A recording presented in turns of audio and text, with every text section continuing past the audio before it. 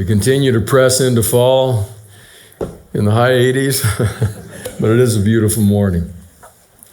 The distinguished professor of law and religion at Washington University in St. Louis, Missouri, a gentleman named John Inatsu, writes the following: "It was just a thought experiment. My law and religion class had turned to the relationship between school funding and the First Amendment's prohibition on the establishment of religion. The big question in this area of the law is where to draw the line between appropriate and inappropriate government funding of religious schools. The key case is a 1947 Supreme Court decision about whether taxpayer dollars could reimburse parents for the cost of bus fares to transport their children to Catholic schools. The intellectual puzzle has confounded courts for decades. If tax dollars can pay for buses, then what about textbooks and prayer books and Bibles? Conversely, if they can't pay for buses, then what about public roads and crossing guards near schools? Law professors make a living out of posing hypotheticals, so I threw this one out to the class. The Catholic Church, as most people know, restricts its priestly office to men. That position puts it at odds with some of the contemporary norms about gender equality. Suppose that a city government provided crossing guards to all of its public and private schools because it had good evidence that fewer school children would be hurt or killed with those crossing guards in place. The guards cost taxpayers dollars. Could the city refuse to pay for guards at the Catholic school because of the school's views about gender? I'd expected there, says Inatsu, to be some back and forth, but I was surprised when one student dug in. Yes, absolutely, they can refuse. The school has chosen to place itself outside of the acceptable bounds of society. It is not entitled to the services of the state. The state need not subsidize such institutions. So, says Inatsu, I pressed further. What if the school catches fire? Can the fire department refuse to answer the call? Yes, the student responded. The school has made a choice. It can try to put out the fire on its own. Well, I asked, what if there's an active shooter at the school? Should the SWAT team just stand by and wait for the shooter to finish up? The student replied, I don't see why not. To be sure, it was just a classroom hypothetical. There was also a certain logic to my students' responses. If we're serious about disentangling government from any support or subsidizing of anti-orthodox positions, then maybe we should go all the way. And even if most of us would not go that far, listen carefully to this. Even if most of us would not go that far, plenty of people call for the marginalization of their neighbors in other ways. Some of us make comments that push in the direction of my students' answers. We may not want to see schools burning or SWAT teams standing down, but we would just as soon see those with whom we disagree shut up, move away, or disappear.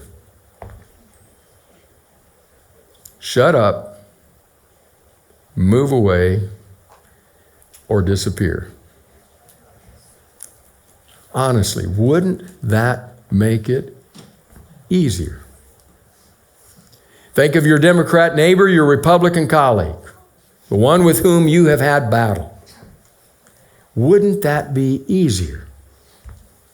I happened to be standing there one day, just standing there when a business meeting of some sort let out. I didn't really know a lot of the people. I recognized one or two.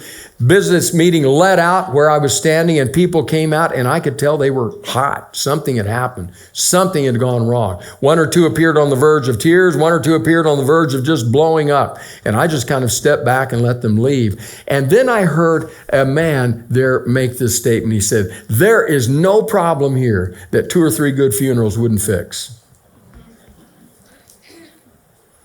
What was it that Inatsu said? Shut up, move away, or disappear. So how do we handle it when sparks fly? When there are deep, decided, even profound disagreements, such as exist in today's world on, it seems, almost every front.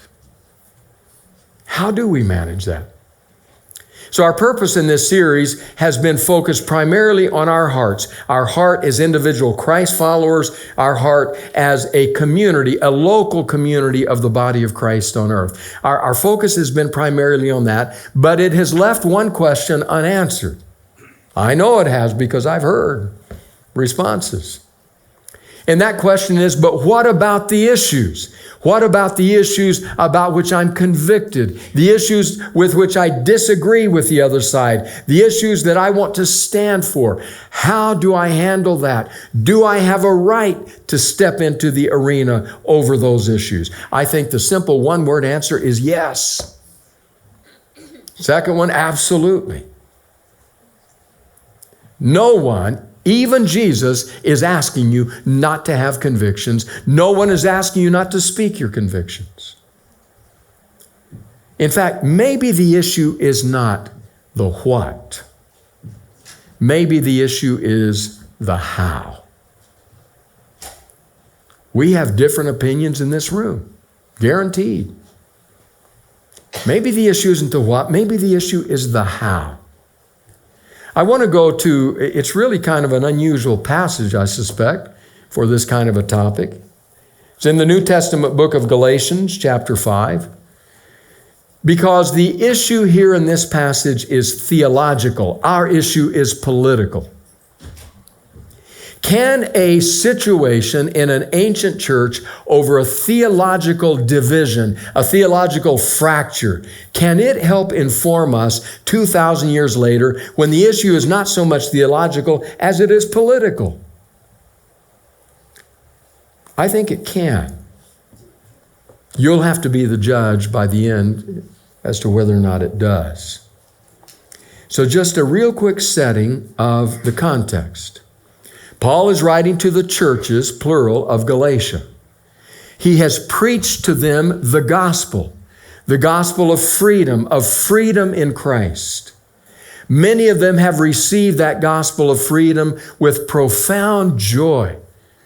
They are now experiencing the favor of God without having to do the onerous job of trying to earn His favor by circumcision and the keeping of the law and other related matters. It has been a glorious freedom they have experienced, but not everybody's happy about that. So you have those who on the one side stand for the freedom. Paul's gospel, our understanding of God now has given us great freedom. And you have people on the other side saying, no. You have to be circumcised. You have to keep the law. You have to do many of these things if you are going to experience God's smile. And the situation had become so heated, they're behaving like animals. They, even those who may be on the right side of the issue. You say, Randy, you're overstating the case. Well, hang with me. So let's read just a 3-verse paragraph regarding how Paul steps into that situation and what he says about it.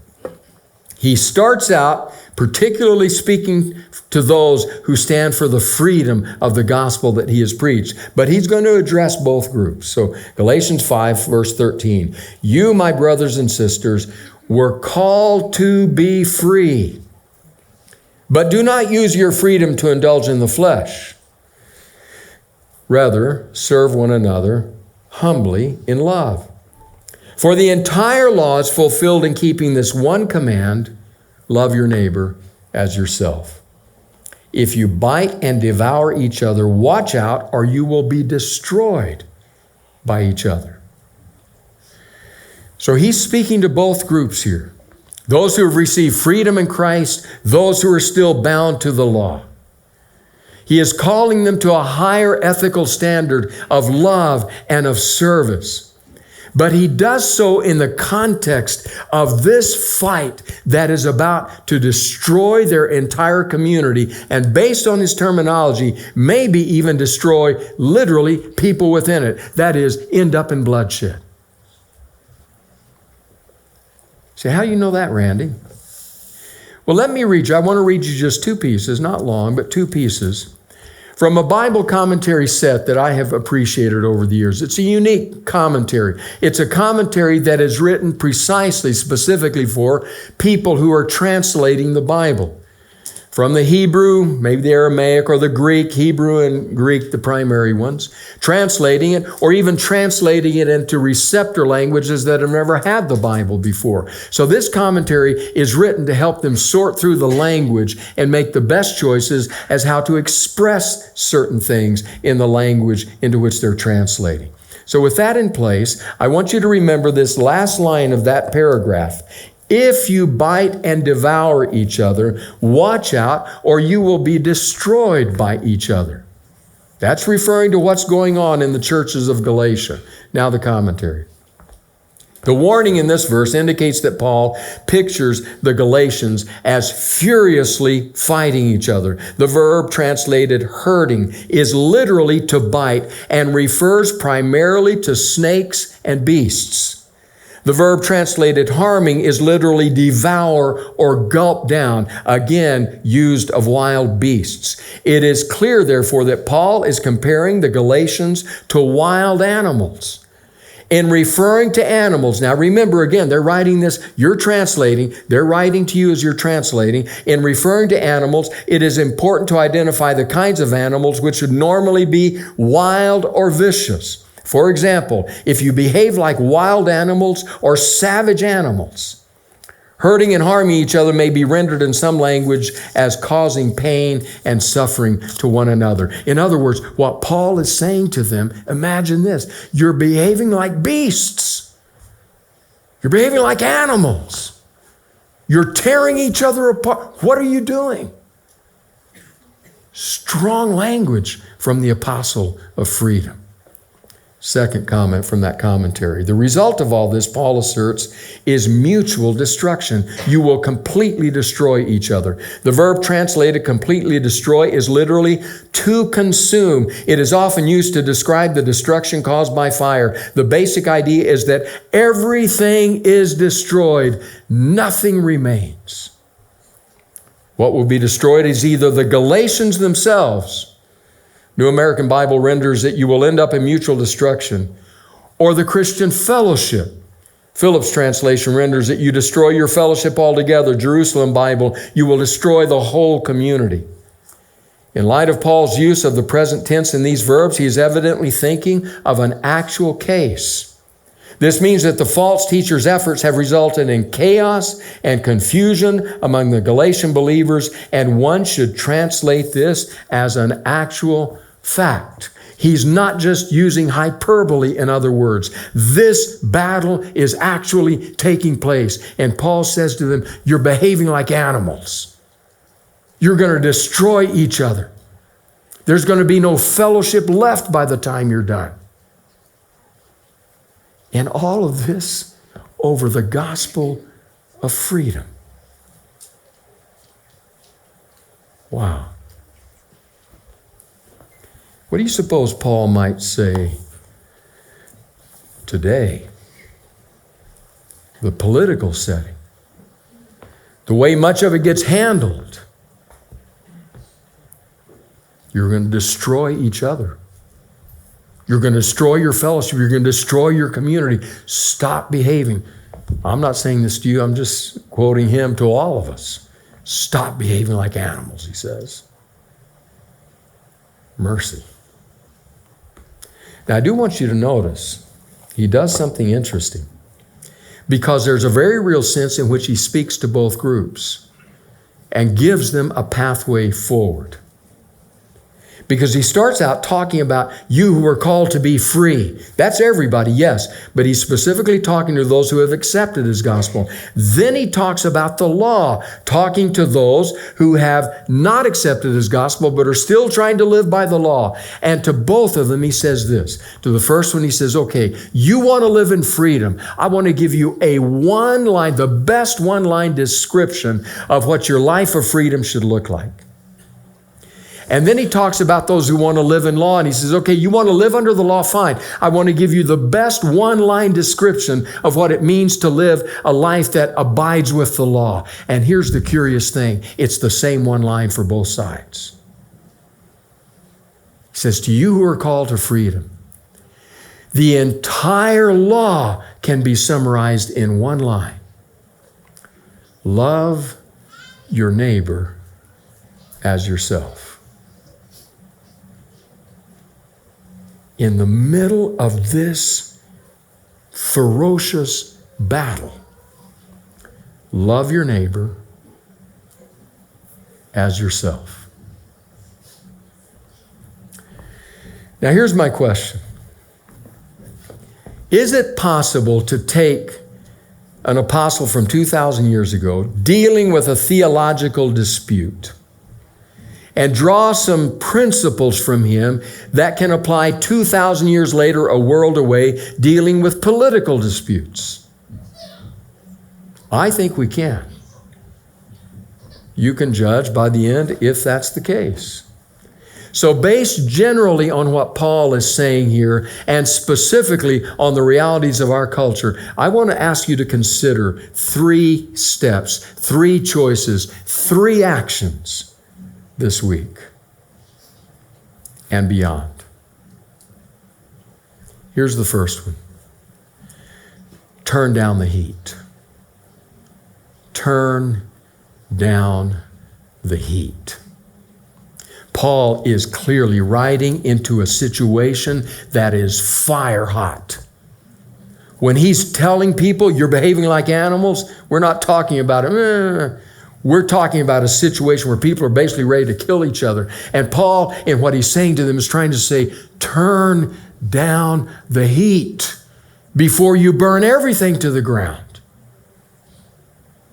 Maybe that's a word that we could hear. All of us, especially those of us who have convictions about certain realities that are unfolding today. We feel it, we believe it strongly, and we have reasons for which we believe it. Turn down the heat. It might be of interest to know where some of that heat's coming from. So I want to read to you from a group I introduced to you 2 or 3 weeks ago in this series called the AND, A-N-D, the AND campaign. A group of largely African-American lawyers, attorneys, and pastors who have taken the approach that it's not either or, it's both and. We've got to learn to live together because we're going to utterly destroy ourselves if we don't. So, from a piece in their book where they're talking about a study that was done here in America, listen to these words. According to the Hidden Tribes of America study, these tribes are group identities that represent core beliefs and reflect the fundamental ways we understand the world and align ourselves. Over the years, social scientists have recognized that people see their own groups as a strong source of self-esteem and a strong sense of belonging. Consequently, these tribal identities have significant influence over people's views. The study breaks Americans into 7 tribes, and we'll move across the political spectrum here. Progressive activists, traditional liberals, passive liberals, politically disengaged, moderates, traditional conservatives, and devoted conservatives. Interestingly, the 2 smallest and most extreme tribes, progressive activists and devoted conservatives, 8% and 6% of Americans respectively, have the loudest voice in American sociopolitical discourse because of their high levels of engagement and large amounts of money.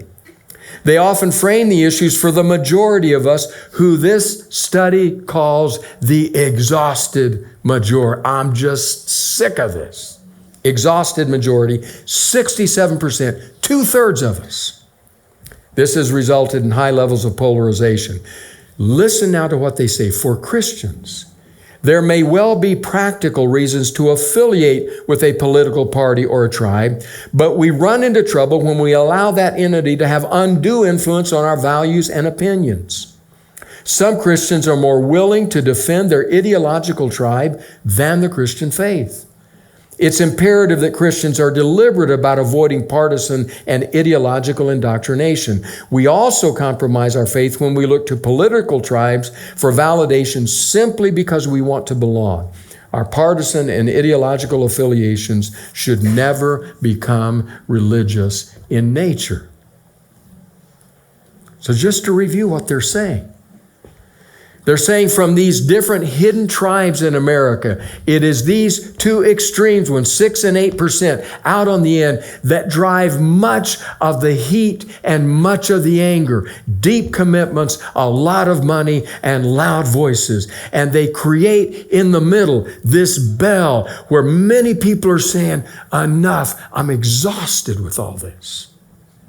That's why they call them the exhausted majority. The AND campaign does not ask you not to have convictions by any means. You have a right to your convictions, to stand for the issues in which you believe. They are simply saying, don't sell yourself out to a political group just to belong. Make thoughtful decisions based on what convictions you have reached as a result of study, of listening, of learning, and of love. But in doing so, turn down the heat.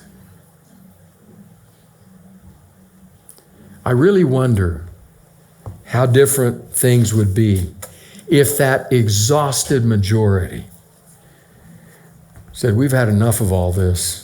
What if those of us here at Anthem decided we're going to live by a piece of wisdom? Some of you may have learned it as kids if your parents had you learn memory verses. Piece of wisdom that comes from the book of Proverbs. Listen to what this says. A gentle response diffuses anger, but a sharp tongue kindles a temper fire. Meaning, if you turn down the heat and have some grace, maybe you can actually have a conversation. But if you come out just as angry as that person is, there's fire and it'll burn you down. So, 3 suggestions drawn generally from Paul's words. First one, turn down the heat. Second one, tone down the rhetoric. Tone down the rhetoric. The rhetoric is dangerous, friends. It's dangerous. It's not just ugly, it's dangerous. And campaign again. Our partners often try to convince us that our opponents are so evil and the moment is so urgent that to question the group's tactics or refuse to endorse its strategies is to do a great disservice to the cause. This as ends justifies the means, thinking that we as Christians cannot accept. Under no circumstances should Christians blindly follow our partners or overlook immorality and bad tactics or strategies for the sake of the movement. We must never surrender our values or forgo our critical thinking in our partnerships. Just because my side is saying it, I can't forgive that. Not when it's the kind of rhetoric that demeans people, dehumanizes groups, destroys the possibility of community. I don't care which side that's coming from. That's wrong. And it will damage us in the public square, as a country, as a church. John Ignatius, whom I read from at first, listen to him again. Not every policy proposed by the other side is pure evil or inhumane or heartless. If we can't find a way to tone down our rhetoric in the face of painful but commonplace disagreements, we will find those rhetorical resources have lost their meaning when we need them the most. Do you remember the story of the little boy who cried wolf? If we keep doing that and doing that, when there is a wolf, there's no power to what we say any longer. Now, I referenced just a moment ago when I said it can actually be dangerous, this rhetoric. Here's why I say that. I wonder if we can take a lesson from one domain of our lives and apply it in another. So the domain is marriage. Up in the Northwest, John Gottman and his colleagues have been at work for decades trying to understand marriage. What makes it work? What makes it healthy and safe and secure? And on the other hand, what causes marital breakdown? Decades they've been working on this. He's written for the academic press, but has also written much for the public press. So you're probably very familiar with Gottman. Gottman and his colleagues have discovered that there are 4 conflict styles that are so damaging, that if a couple engages in these and doesn't repair them, they are headed to marital breakdown and could be headed for divorce. They have refined this to the degree now that they can take you as a couple, watch you interact. They can give you an instrument and have you take that and can predict with right around 90% accuracy whether or not you'll still be married in 15 years. And they can do it in a stunningly short period of time based on how you interact and in particular how you deal with conflict. Those 4 negative conflict styles that they talk about are so negative that they call them the 4 horsemen of the apocalypse. That gives you an idea of just how negative those styles are. I'm not going to go all over those today. I'm only going to talk about one. One of those styles is contempt. Contempt. Contempt is speaking to your partner in a demeaning, not just disrespectful, but a demeaning way. What is wrong with you? Were you raised by wolves? How old are you? 3? What's your problem? Demeaning them. The reason I picked that one out is that Gottman and his colleagues say contempt is so negative and needs such urgent repair that it is often the last step before the divorce court. A couple many times can't recover from it. Now, can we take that, do you suppose, and apply it from marriage to our culture, to our country? That if we continue to speak in demeaning, dehumanizing ways of other people, of entire groups of people, how do we recover from that? We can't change what is said at the highest levels of any administration, whether we're talking president, congresspeople, senators. Friends, that's not just a way of talking that we easily forgive. That is damaging in the extreme. And if we're Christ followers, we can't participate in that. We cannot dehumanize others. Paul himself in another place will say, speak the truth, but do it in love. We've got to tone down the rhetoric. So based on his words to a church that is about to devour each other, 3 suggestions. Turn down the heat, tone down the temperature, and 3, turn off the screaming. Turn off the screaming. Friends, I've said it many times, probably will say it more. Who has your eyes and who has your ears has your heart. It's just that simple. You cannot sit for hours and hours watching and listening to MSNBC, CNN, Fox News all day long and expect to have a heart like Jesus. Not going to happen. Turn off the screaming. Understand that those out there who are doing the screaming, whether they are news people or influencers or social media types, whoever they are, they depend on your listening, on your likes, on your clicks, on your follows. That pays their rent. Do you really want to say, I want to follow Jesus, but I got to pay this influencer's rent by listening to her, to him scream at the other side? Turn off the screaming. One more time, Johnny Natsu. Shortly after the 2016, so it's been a few years ago, 2016 election, I gave a public talk on religion and politics. At one point, I made some comments critical of Donald Trump, drawing largely from his own words. I was somewhat startled when a man in the back of the room stood up and started yelling at me. Everything you have said about Trump is a lie. He was the only candidate worthy to be president. The man continued, how much do you really know the Clintons? I've studied the Clintons for years. They murdered 80 of their friends and associates. We cannot have a murderer in the White House. I'm not easily tongue-tied, but I was unprepared for this kind of engagement. The move from political bias to alternate reality. 2 days later, I experienced the other end of the spectrum. Some students at my university, upset about the election, began venting on social media. Some of their comments were within bounds, others were not. Several students opined that anyone who voted for Trump was a racist and deserved to die. This was another form of engagement for which I was unprepared. Absolutist claims about the character and worth of millions of Americans. He closes this way. We can tolerate differences of opinion. We can tolerate different interpretations of complicated and contested circumstances. We can tolerate even at the margins some hateful people. But if we allow our partisanship and echo chambers to intensify, if dangerous and disingenuous news sources perpetuate falsities that reach broader audiences, then we will soon find it impossible to maintain any kind of shared discourse. We will find ourselves headed toward chaos, just like the churches of Galatia were,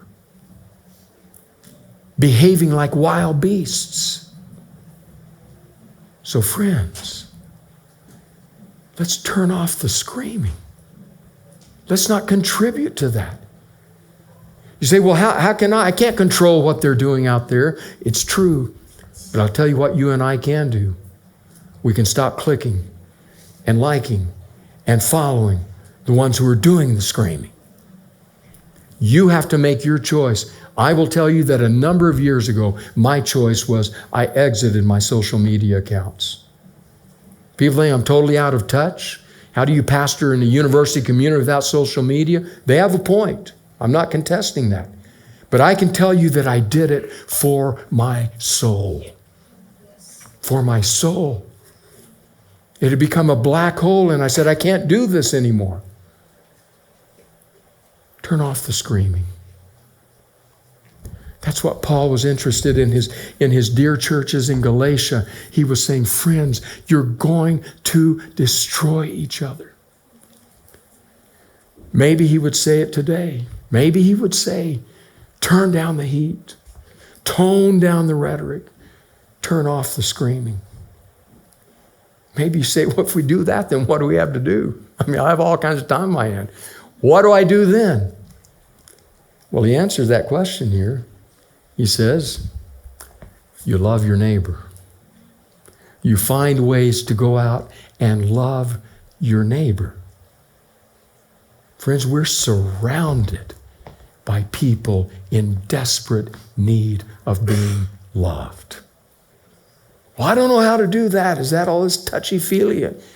Okay, well, Paul answers your question. If you're not sure how to love your neighbor, here is the best way. It's the last phrase in verse 13 of our passage. He says this, serve one another humbly in love. Serve one another humbly in love. So here's my challenge for me and for you this week. Find someone, you know who they are, with whom you disagree. You may have had yelling matches with them, I don't know. You may have had silent ones, on social media in all caps, with all kinds of florid language to boot. Find someone with whom you disagree and serve them. What do you mean serve them? Well, maybe serving them will be zipping it and listening. I want to hear you. Maybe it'll be saying, can we go break bread together? Just want to connect. I don't know what it will look like, but I do know it needs to be done humbly. In other words, no false humbleness on the outside, while on the inside you're thinking, I'm going to hook them in and I'm going to change their mind. Humbly. Humbly. In love. Not only will you be living the law and living the gospel of freedom, both, you'll also be following what Paul says. You'll also be contributing to the community, our public square, and maybe our church community. And finally, you know what else you'll be doing? You'll be doing something heroic. Heroic. I know you're saying, come on, Randy, that's way overstated. Not from me. It comes from Arthur Ashe, the exceptional tennis player of some years ago. Arthur Ashe, who said this, said, being heroic is sober and undramatic. Being heroic is not climbing to the top. Ashe said, being heroic is humbly serving others. Heroic. From a tennis player. So that's my challenge. And from a tennis player, it's your serve.